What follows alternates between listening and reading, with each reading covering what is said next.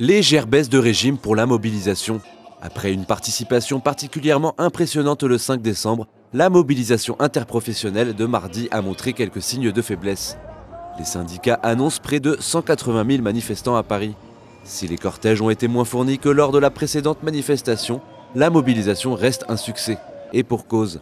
Les représentants des centrales expliquent en effet le nombre plus faible des manifestants dans la rue par les difficultés de déplacement que posent les transports en grève.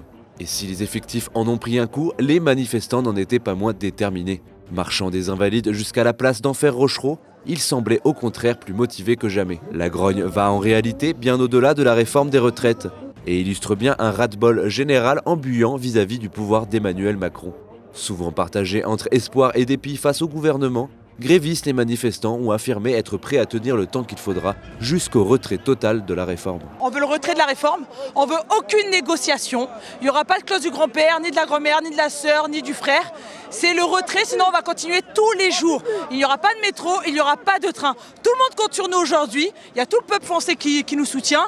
Donc nous aujourd'hui, on fait grève pour tout le monde. On ne veut plus de cette réforme. Si Édouard Philippe ne veut pas bouger, il faut continuer jusqu'à la fin, jusqu'à la sédition s'il le faut. Maintenant, si on compte les mouvements des Gilets jaunes et les divers mouvements sociaux depuis la loi travail, je pense que s'il ouvre simplement les yeux, il se rendra compte que les mobilisations s'intensifient, sont de plus en plus fortes et on lâchera rien. Mais c'est surtout plus global, c'est un ras-le-bol général en fait. C'est-à-dire qu'il est grand temps de réformer nos institutions, notre pays. Essayer de trouver des leviers de protection contre le lobbying. Ce qu'on doit aux Gilets jaunes, c'est d'avoir eu le courage d'être là seul pour défendre les intérêts des plus fragiles de la société, alors qu'aucun de ces dirigeants syndicaux et politiques était là pour véritablement les accompagner. Je ne parle pas de les récupérer, de les louer après des mois d'abandon. Je parle vraiment d'avoir été là à leur côté, d'avoir pris le risque dans la rue de se prendre un tir de LBD, de la lacrymo et de continuer à se battre pour défendre, encore une fois, les intérêts des plus fragiles de la société. Je pense que le gouvernement a quand même été ébranlé par la journée du 5 et donc ils vont essayer de trouver un dispositif, par exemple de reporter les durées de mise en œuvre de quelques années, des choses comme ça, pour essayer de se sortir du guêpier dans lequel le gouvernement est tombé.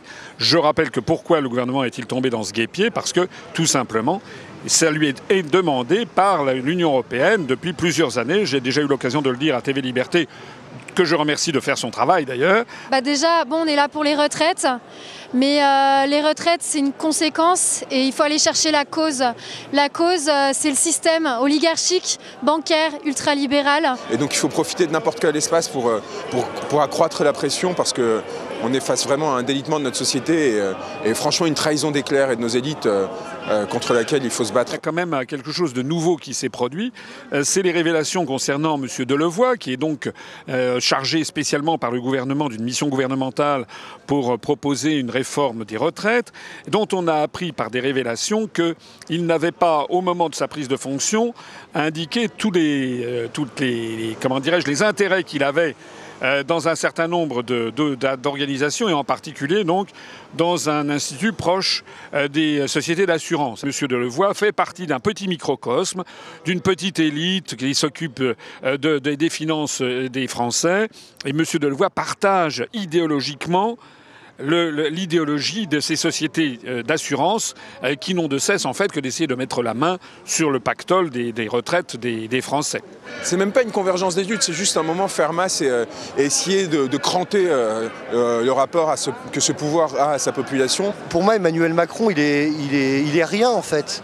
C'est tout le système qu'il y a derrière qui a un problème. Lui, c'est un pantin.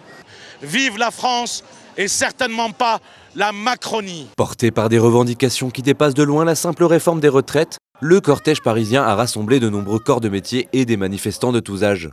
Mais l'essentiel de la manifestation était composé des syndicats, comme la CGT, Sud ou Solitaire, qui ont rythmé la marche au son des slogans anticapitalistes et de l'Internationale. Des syndicats qui par ailleurs n'hésitent pas à imposer leurs lois, à l'instar de l'extrême gauche en général.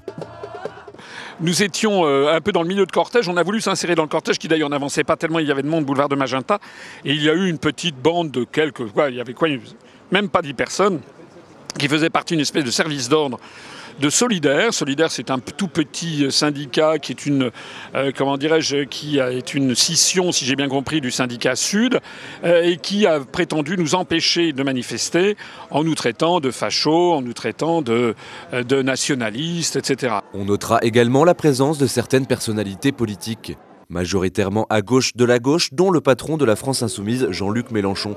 Un élu de la République qui a refusé de répondre à nos questions pour s'adresser avec enthousiasme quelques minutes plus tard aux journalistes de France Maghreb. Quand on dit un pays riche, ça ne veut pas dire que les gens sont riches.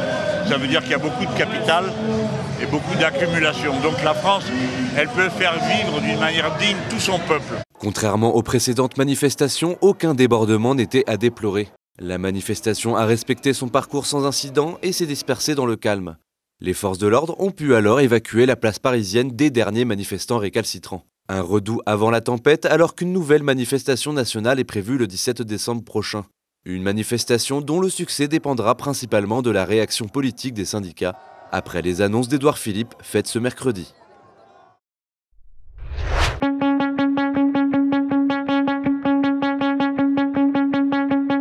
Nous payons 139 € de redevances audiovisuelles pour financer France Télévisions, dont le budget est de près de 4 milliards d'euros. 139 € pour que France Télévisions nous vende un monde dont nous ne voulons pas. La présidente de France Télévisions, dont la nomination avait été contestée, gagne 400 000 € bruts par an. Heureuse de percevoir l'argent du contribuable, mais ingrate envers les hommes blancs de plus de 50 ans qu'elle juge trop nombreux à la télévision. Son « Il faut que cela change » a suscité de vives réactions des hommes du sérail et de la bien-pensance. Racisme a évoqué Philippe Gildas, discrimination a ajouté Julien Lepers, ségrégation a conclu Patrick Sébastien. Sans aucune sanction mais avec les 139 € de nos impôts, la présidente de France Télévisions poursuit sa politique idéologique et veut imposer dès 2020 des clauses de diversité, des quotas. Mais la vraie diversité, Madame Ernotte, c'est donner la parole à la France de la province, à la France périphérique, à la France qui bosse et qui ne profite de rien, à celle de Zemmour, interdit sur France 2, à celle qui est patriote, à celle qui est moquée, blessée ou humiliée par les Ruquier, moi que ses consorts. Pour que votre argent ne contribue pas à financer les médias publics qui piétinent quotidiennement nos valeurs et notre vision du monde, offrez votre redevance à TV Liberté. Chaque centime des fameux 139 € sera dédié à rendre aux Français leur pouvoir médiatique, à rendre aux Français leur culture et leur tradition, à rendre aux Français leur fierté. Alors aidez-nous maintenant.